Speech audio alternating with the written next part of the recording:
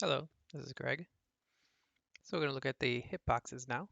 So back in your demo scene, if you click on the player action character here, we're not going to look at the player character, but now the actor hitboxes. And then we see hit givers and takers. And they tell you givers are like swords and fists, takers are like heads and bodies.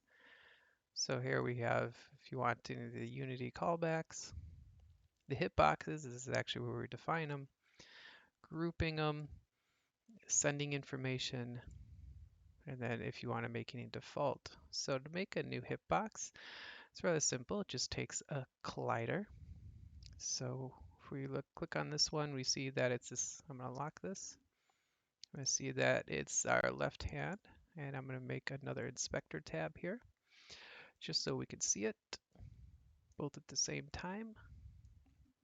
Yeah, if you see, if I clicked on this left hand, that's all it is. It's just a collider.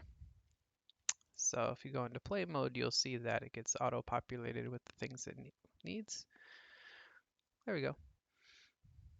So how do we make a new one? Well, if I want to go hit giver, something that does damage, I can just hit the plus. I give it a unique name. And now I need to find a collider to associate it with. So I'll just create an empty one right here.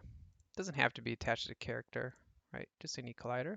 There, this box collider, we'll just throw that in there. Okay, we hit the play button. And now that hitbox is associated with that actor hitbox's script. And there you see, gets all the stuff added onto it.